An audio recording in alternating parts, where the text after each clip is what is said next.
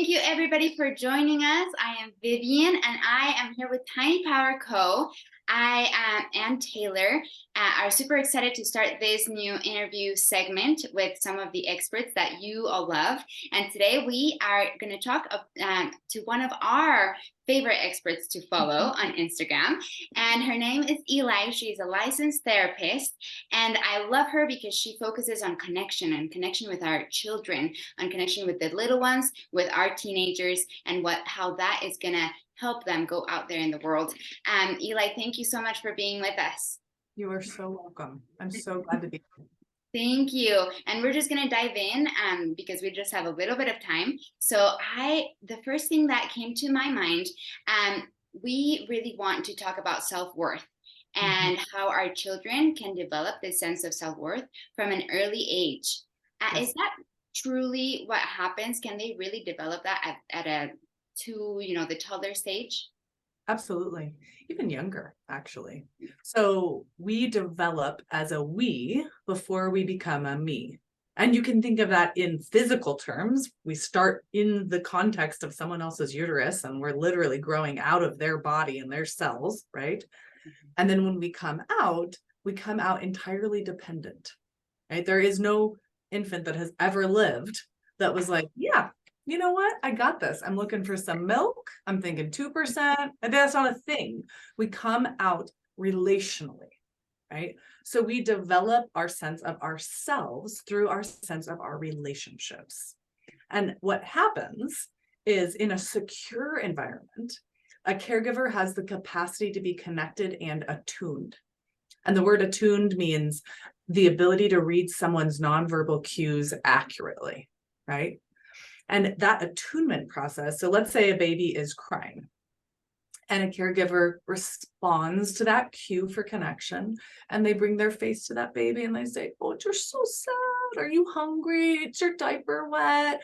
Are you tired? Whatever the thing is. But that response from our face onto the baby's face helps connect that child to their own body. Right? Like, what I am feeling is real because I see it reflected on your face. I see it being caught by you. This process, though, of them engaging more with the world and less with us, that interdependent growing, that is happening as they are internalizing more and more their value in their relationship with us. On the opposite side, if a child is growing up in the context of a caregiver who is unable to be responsive and attuned, usually because of their own mental health or addiction or their own insecure attachment that they've never resolved, that child is missing those cues that help them build a sense of belief in their own needs, in their own worthiness, in their own existence. How do we build this trusting relationship? I think me being a mom, I feel like when they were a newborn, maybe it's a little easier, right? Because they're little, you know that they're needing this, but then they start, developing their own little personality and they have tantrums and this, and you're trying to figure out what it is that they need. How can we build this relationship where there is that level of trust, level of, okay, I got you, you got me, we understand each other? Yeah. So the metaphor I would use is that we want to think of our relationships like a dance. Okay, that we are going to get out of step at times, but that our goal with our children is to kind of create this sense of synchronicity, right? So when they walk into the room and they're really sad and low, we don't want to go, hey, buddy, that's out of sync, right? That's the mamba, and they're doing, I don't know, what's the waltz, right? And you're like that. Those two things don't go together, right? So we're attempting to enter a sense of connection and a sense of rhythm with them. Dr. Karen Purvis was a child development specialist who worked specifically with traumatized children who had attachment losses. And one of her shticks was, we want to be high structure and high nurture, right? So we're creating predictable, appropriate pro-social behavior boundaries. We don't hit, don't pinch. That's not how we handle these things, right? And we're modeling those ourselves. We're not just telling our kid not to do it and then doing it. We're modeling that. So we have high structure, routine, and then high nurture. So when a child is struggling with a boundary, we are nurturing to them in that process. Like, this is really hard that mommy said you can't put your finger in the socket. Yeah, but it's my job to keep you safe and healthy. So mama's not going to let you put your finger in the socket. The structure is there. The nurture is there. right? So now our kids aren't going into the world. If we don't give kids structure, they go out into the world and they're confused at how to interact with people based on our social norms. And then they experience a lot of rejection, which affects their self-worth, right? So that's permissive parenting. If we've gone so far as to not create structure and we allow whatever behavior without addressing it or teaching it or guiding. And then on the opposite side, if we haven't nurtured our children through that process, if it's been all about structure and control and behavior, now they don't feel like they belong anywhere. So they go out into the world and they experience rejection, and it is far more painful because there's nowhere to fall back to, right? Like if I belong, if these are my people and you decide you don't like me, yeah, it hurts, but like it's okay because my core sense of belonging hasn't been destroyed, right? But if I grow up feeling like the only thing that matters is how I perform, and I go out and you reject me, it's like salt in the wound.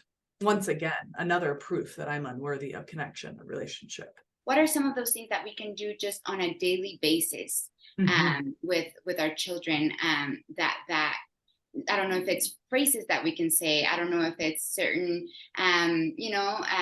traditions that we can have with our children that make them feel like they are being listened to, that they are being danced with, What are some of those things that maybe we can do on a daily basis? So when you separate and reunite, whether that's because they went to sleep and woke up in the morning, or they went to school and they came back, or they went into the other room and played for a little while and came back into the room you were in, make sure you are communicating that you delight in their presence. I did a video on this where I talked about acting like a dog, that dogs do this when we come home and the way that they act. Yes. And I did a whole dog thing, like light up in such a way demonstratively. And this changes with kid to kid, right? If you have a highly sensitive kid who gets overwhelmed by big demonstrative things, right, then be a little less demonstrative. But like when my kids come in the room and every morning when they wake up, I'm like, my buddy, Lexi, Rune, like they know that there is joy in my body in their presence near me and proximity to me, right? So lighting up when they are reuniting with you after separation, okay? 2, notice when they are delighting in things. And they might delight in something that is so off from what you delight in, but they delight in it, right? So pay attention to that and light up alongside of them. And you can be lighting up about their lighting up, even if you're not lighting up about the thing, right? The process of validating their internal worlds helps them to validate their own internal world. So they're not going out into the world trying to be validated by others, which is crushing to our self-esteem. We're setting up our children with a sense of believing in their own inner truth, their instincts, their stories, so that when they go out into the world and people don't validate them, it's not as crushing. See, you are talking and I'm like, oh, I want to do this with my daughter, she's little still, but I do want to put everything into practice. Thank you so much. For this last part, we've started this segment called the Tiny 10. And what that is we want you to tell us in 10 seconds, if you can, it can be a little bit longer if needed, but what you think makes a child powerful. Okay. A child is a whole human being, and that is incredibly powerful if you truly let yourself believe it. Well, that was great. That was perfect. I love that. And I love that all of the things that you said. I'm like, I learned so much just like sitting here for however long, not that long. And I'm sure our listeners, whoever's listening, learned a ton too. So we really do appreciate you like taking a chance on us and coming and chatting with us. If you would like to connect more with my work and what I'm doing, there are 4 options. I'm on Facebook, TikTok, and Instagram at Attachment Nerd. And then I have about launched my website, and I'm going to have some courses there that are more in depth, and that is attachmentnerd.com. So you can find me in all of those places, and I will be sending out information soon on my website about all the courses.